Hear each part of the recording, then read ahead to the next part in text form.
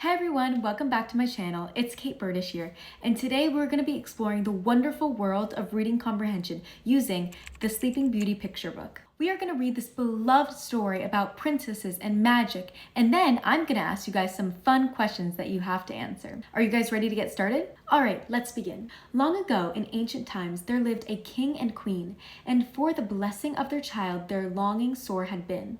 At last, a little fair daughter to their great joy was given, and to the christening feast they made, they bade the fairies 7. Let's begin with our first question.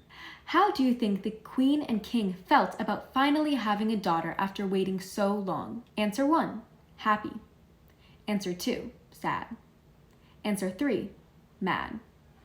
Answer 4, scared. Which one do you think it is? If you chose happy, that would be correct. Let's continue with our story. The fairies 7 who loved the land that they, the child, might bless.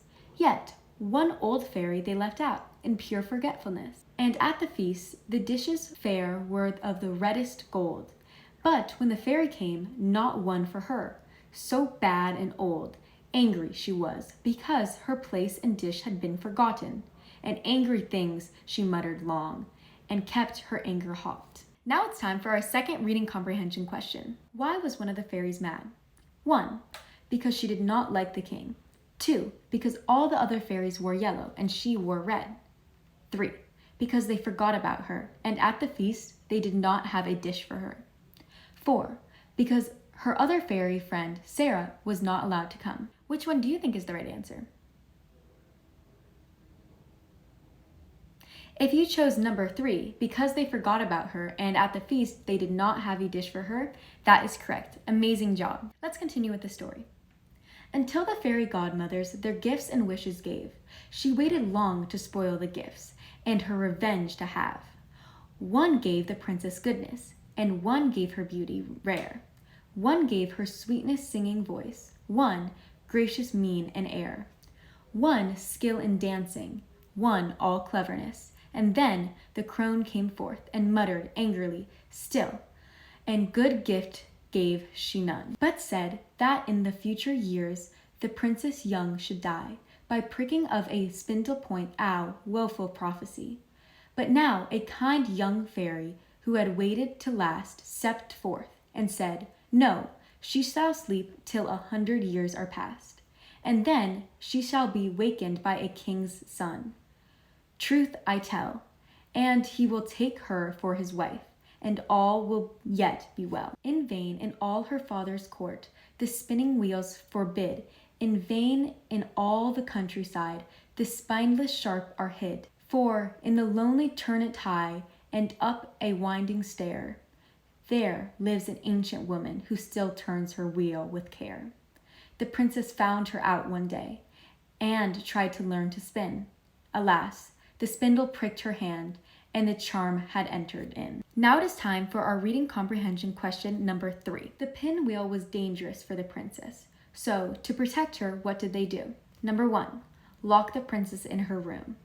Number 2, forbid the pinwheel. Number 3, cast a spell to protect her. Number 4, give everyone ice cream. Which one do you guys think is the right answer? If you said number 2, that is correct. Good job. Let's keep reading. And down she falls in a death-like sleep. They lay her on her bed, and all around her sink to rest, a palace of the dead. 100 years pass, still they sleep, and all around the place a wood of thorns has risen up, no path a man can trace.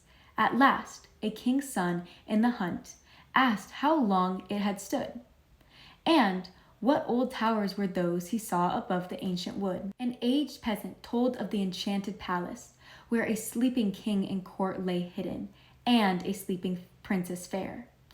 Through the thick wood that gave him way, and past the thorns that drew their sharpest points another way, the king's son pressed through. He reached the guard, the court, the hall, and there, where he slept, he saw the celestials and grooms and courtiers as they slept. Now it is time for reading comprehension question number 4. Who was the person able to lift the curse and make everyone wake up? Number 1, a doctor. Number 2, a saint. Number 3, a peasant. Number 4, a prince. What do you guys think?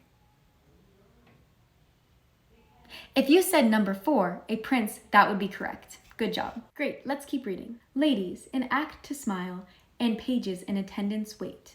The horses slept within their stalls, the dogs about the gate. The king's son presses on, into an inner chamber fair, and sees, laid on a silken bed, a lovely lady there. So sweet a face, so fair, was never beauty such as this.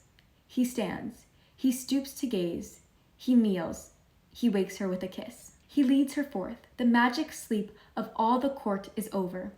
They wake, they move, they talk, they laugh, just as they did before, 100 years ago. The king and queen awake, and tell how all has happened, rejoicing much that all has ended well. They hold the wedding that same day, with mirth and feasting good. The wedding of the prince and the sleeping beauty in the woods. Great job, everyone. We finished the story. Now I'm just gonna ask you guys all some general questions about the entire book that we read. My first question is, what was the biggest event that started the whole story? Number 1, the king and queen having a daughter. Number 2, the peasant giving directions. Number 3, the fairy cursing the kingdom. Number 4, the wedding in the woods. What do you guys think? If you said number 3, the fairy cursing the kingdom, you would be correct. Amazing job. Are you guys ready for the fourth and final question? The second question is, what do you think the author was trying to teach us with this story? Number 1, that there's always a solution to any problem. Number 2, that feasts can sometimes end badly. Number 3, that getting enough sleep is important. Number 4, that fairies can be mean too. What do you guys think? If you guys said number 1, that there's always a solution to any problem, that would be correct. Great job, everyone.